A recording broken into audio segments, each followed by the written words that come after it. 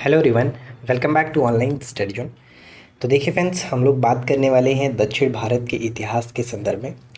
आपको पता हुआ दक्षिण भारत के इतिहास में बहुत सारे राजवंश ऐसे हैं जो कि हमारे पेपर में डायरेक्ट क्वेश्चंस पूछे जाते हैं। सबसे पहले हम स्टार्ट करेंगे पल्लव राजवंश से। पल्लव, चोल, चेर, पांड्य, विजयनगर साम्राज्य, इस तरह के जितने भी राजवंश थे जो आपके पेपर के लिए इम्पोर्टेंट है, वो सब कुछ हम थ्योरेटिकल फॉर्मेट में सबसे पहले कवर करेंगे, क्योंकि कल किसी ने कमेंट किया था कि सबसे पहले थ्योरेटिकल फॉर्मेट में कंप्लीट कराइए, उसके बाद एमसीक्यू। तो ये मुझे अच्छा लगा कि चलो ठीक है, सबसे पहले हम इस तरह से डिस्कस कर लेंगे सब्जेक्टिव वाइज, और उसके बाद हम ऑब्जेक्टिव क्वेश्चंस को लगाएंगे। ठीक है, तो आज हम इस वीडियो में यही देखेंगे। सबसे पहले पल्लव राजवंश के बारे में, जो भी इसके बारे में आपके पेपर के लिए इंपॉर्टेंट होगा, सब कुछ डिटेल में डिस्कस करेंगे।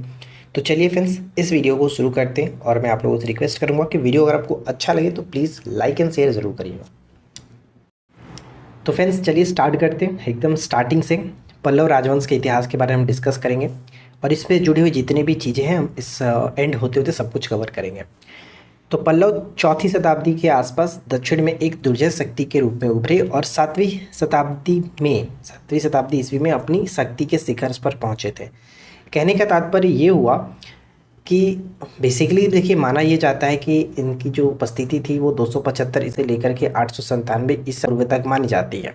ठीक है, लेकिन अगर हम बात करें कि वास्तविक स्थापना की बात करें तो 4वीं शताब्दी के आसपास में मानी जाती है। ठीक है, पल्लव राजवंश ने लगभग 600 वर्षों तक अपने शासन का संचालन कुशलतापूर्वक बनाए रखा था। सतवाहन वंश के पतन के बाद इनका शासन स्टार्ट हुआ था। सतवाहन वंश के पतन के बाद पल्लवों को प्रमुखता मिली।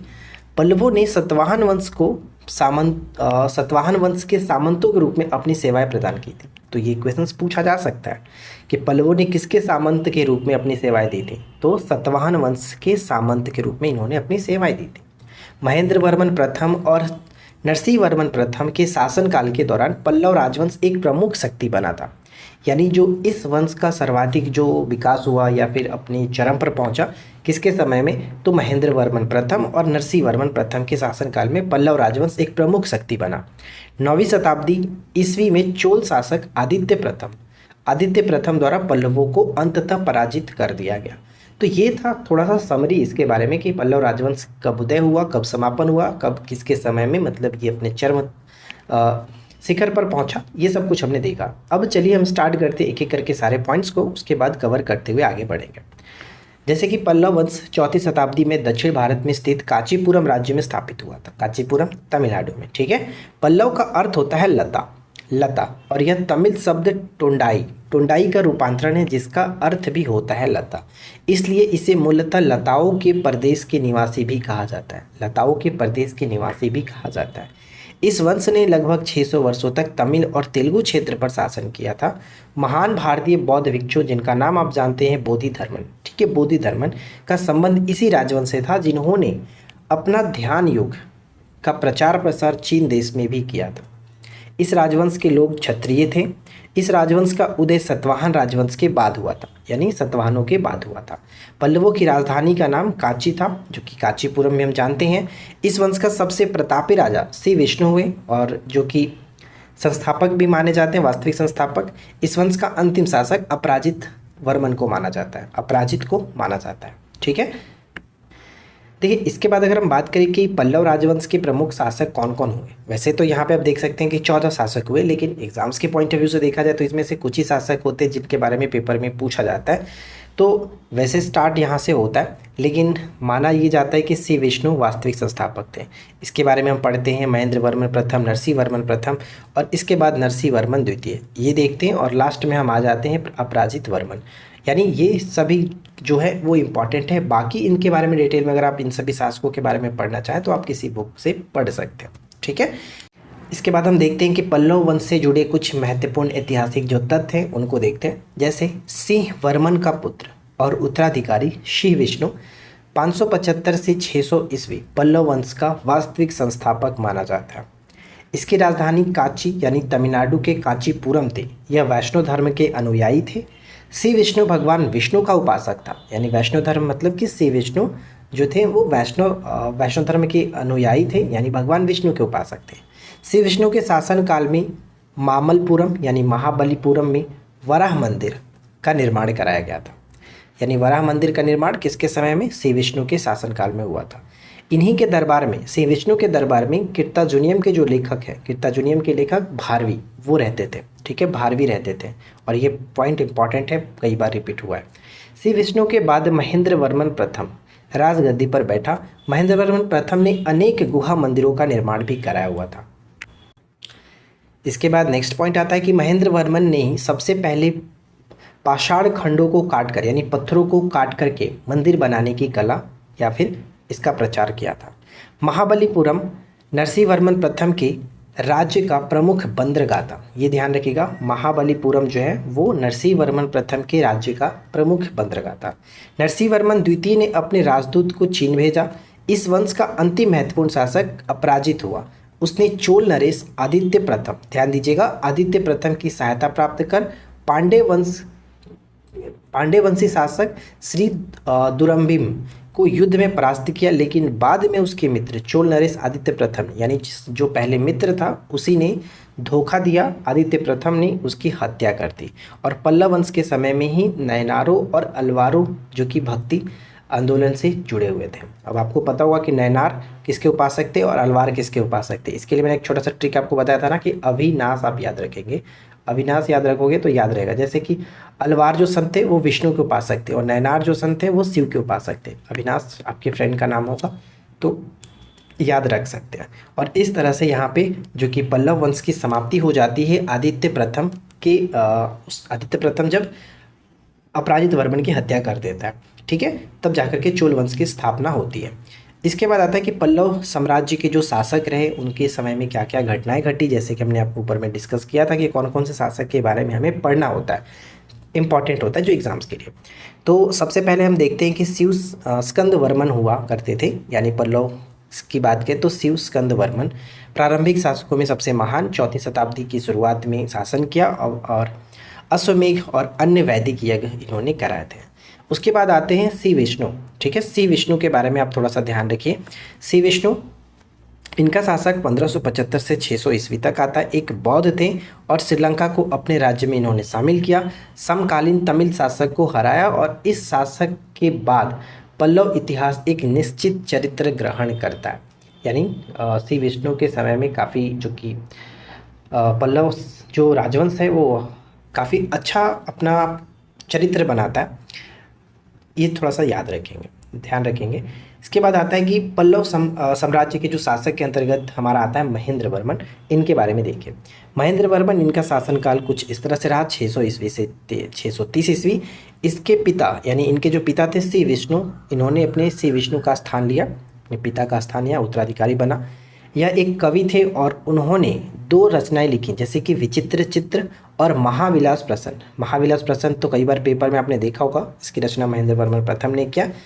महेंद्र वर्मन शुरू में जैन मतावलंबी थे, लेकिन बाद में वे तमिल संत अप्पर के प्रभाव में आकर के वो शैव बन गए थे। ठीक है, उन्होंने चट्टान काट कर मंदिर वास्तुकला बनाने की शुरुआत की। ठीक है, पाषाण खंडों को काट करके मंदिर बनाने की प्रथा हमने ऊपर में देखा था।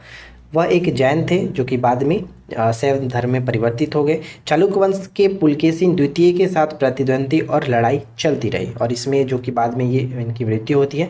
महेंद्र वर्मन की मृत्यु चालुक्यों के साथ युद्ध में हुई, पुलकेशिन द्वितीय के साथ इनकी मृत्यु हो जाती है और वह एक योग्य और कुशल एक शासक भी थे। ठीक है, जिसके बाद में ये बदला भी लिया जाता है, इनके पिता का बदला वो लेते हैं।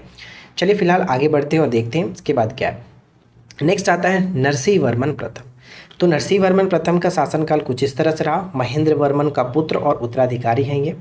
पल्लवों में सबसे महान ये माने जाते हैं। नरसिंह वर्मन महामल और या फिर मामल भी कहलाते हैं। महाबलीपुरम के एकासम मंदिर, ध्यान दीजिएगा, एकासम मंदिर जिसे रथ कहा जाता है, का निर्माण पल्लव राजा नरसिंह वर्मन प्रथम के द्वारा ही कराया गया था। रथ मंदिरों की संख्या 7 है। रथ मंदिरों में सबसे छोटी द्रौपदी रथ है जिसमें किसी भी प्रकार का अलंकरण नहीं मिलता है। 642 में पुलकेशिन द्वितीय को पराजित कर उसकी हत्या कर देते हैं। यानी यहाँ पर आप देखेंगे कि इसने अपने पिता का बदला ले लिया है। ठीक है, नरसिंह वर्मन प्रथम ने अपने पिता का बदला ले लिया है। उसने चालुक्यों की राजधानी वतापी पर अधिकार कर लिया और वतापिकोड की उपाधि धारण करता है। वतापिकोड की उपाधि धारण करता है। ठीक है। इसके अलावा चोल, चेर और पांडे को भी इन्होंने पराजित किया नरसिंह वर्मन प्रथम ने। नेक्स्ट आता है कि पल्लव साम्राज्य के शासक के अंतर्गत हम देखेंगे, यानी देख रहे हैं किसका, नरसिंह वर्मन प्रथम का ही। तो उन्होंने श्रीलंका में एक नौसैनिक अभियान भेजा। सिन्हली जो राजकुमार मणिवर्मा थे उनको पुनः वहाँ स्थापित कराए। उन्होंने मामल्लपुरम या फिर महाबलीपुरम शहर की स्थापना की, जिसका नाम उनके नाम पर रखा गया। साथ ही साथ यहाँ पे देखेंगे कि हिंसांग ने लगभग 640 ईस्वी में, जैसे कि हिंसांग तो हर्षवर्धन के दरबार में आए हुए थे, लेकिन दक्षिण भारत में पल्लव राजवंश के समय में ये आए हुए थे। और पल्लव राजवंश में कौन से शासक थे, तो नरसिंह वर्मन प्रथम थे, ये ध्यान रखिएगा। अपने शासनकाल के दौरान पल्लव साम्राज्य का दौरा किया और उसने अपने राज्य में रहने वाले लोगों को खुशहाल बताया। यानी उन्होंने यह भी कहा कि वह कृषि उत्पादकों की प्रचुरता थी, वहाँ कृषि उत्पादकों की प्रचुरता थी। ये सब किसने कहा, हेनत्सांग ने कहा, ठीक है। अपार, तिरु ज्ञान समंदर और साथ ही साथ सिरुथोंडर जैसे महान जो नैनार संत थे उनके शासनकाल में रहते थे। किसके शासनकाल की बात हो रही है, नरसिंह वर्मन प्रथम के शासनकाल की, ठीक है। इनके बाद उनका पुत्र महेंद्र वर्मन द्वितीय जो कि शासन किया। तो इसके बाद आगे बढ़ेंगे। तो अरबों के आक्रमण के समय अगर हम बात करें कि अरबों के आक्रमण के समय पल्लवों का शासक कौन था, तो नरसिंह वर्मन द्वितीय था। ये क्वेश्चन कई बार पूछा गया है कि अरबों के आक्रमण के समय पल्लवों का शासक कौन था, तो नरसिंह वर्मन द्वितीय था। उसने राजा सिंह यानी राजाओं में सिंह, आगम प्रिय यानी शास्त्रों का प्रेमी और शंकर भक्त, शिव का उपासक जैसी उपाधियां धारण की थी नरसिंह वर्मन द्वितीय ने, ध्यान दीजिएगा। उसने कांची के कैलाशनाथ मंदिर का निर्माण कराया। कांची के कैलाशनाथ मंदिर का निर्माण नरसिंह वर्मन द्वितीय ने कराया, जिसे राज सिद्धेश्वर मंदिर भी कहा जाता है। इसी मंदिर के निर्माण से द्रविड़ स्थापत्य कला की शुरुआत होती है। और हमने जो अभी आपको मंदिर स्थापत्य कला के बारे में बताया था उसमें ये डिस्कस किया था कि द्रविड़ शैली की जो शुरुआत है वो पल्लवों के समय में हुआ, लेकिन आगे चल कर के चोलों ने इस पर काफ़ी अच्छा अपना विकास किया, इसमें जाके वो अपने चरम सीमा पर पहुंचा। और साथ ही साथ इसके बाद धीरे धीरे विजयनगर साम्राज्य में जो द्रविड़ शैली थी वो घटने लगा था। तो हम ये देख सकते हैं कि द्रविड़ स्थापत्य कला की शुरुआत पल्लवों के समय में हुई थी। किस मंदिर की शुरुआत से, तो राज सिद्धेश्वर मंदिर यानी कि कैलाशनाथ मंदिर का निर्माण जो हुआ उसे हम लोग राज सिद्धेश्वर मंदिर के नाम से जानते हैं। और इसी मंदिर से द्रविड़ स्थापत्य कला की शुरुआत होती है, ठीक है। महाबली में सूर्य मंदिर भी इन्होंने निर्माण कराया था, सूर्य मंदिर तमिलनाडु, याद रखना है। कांची के कैलाशनाथ मंदिर में पल्लव राजाओं और रानियों के आदमकद तस्वीरें लगी हुई हैं। 10 कुमार चरित्र के लेखक डांडी के बारे में आपको पता होगा। डांडी जो है वो नरसिंह वर्मन द्वितीय के दरबार में रहते थे। ये मोस्ट इंपॉर्टेंट प्रश्न है। जैसे कि हमने श्री विष्णु के दरबार में देखा था कि कीर्ताजुनियम के लेखक भारवी रहते हैं, उसी तरह से यहाँ पे आपको ये याद रखना है कि डांडी जो है वो नरसिंह वर्मन द्वितीय के दरबार में रहते थे, 10 कुमार चरित्र के लेखक। कांची के मुक्तेश्वर मंदिर और वेंकट पेरुमल मंदिर का निर्माण भी नंदी वर्मन द्वितीय ने कराया था। अब यहाँ पे ध्यान देगा, नंदी वर्मन द्वितीय जो हमने राजाओं के लिस्ट के बारे में देखा था उसमें से नंदी वर्मन द्वितीय भी थे। तो नंदी वर्मन द्वितीय के संबंध में अगर हम एग्जाम्स के पॉइंट ऑफ व्यू से देखें तो 2 प्रश्न देखने को मिलता है। कांची के मुक्तेश्वर मंदिर का निर्माण किसके समय में हुआ, साथ ही साथ वेंकुट पेरुमल मंदिर का निर्माण किसके समय में हुआ, तो नंदी वर्मन द्वितीय।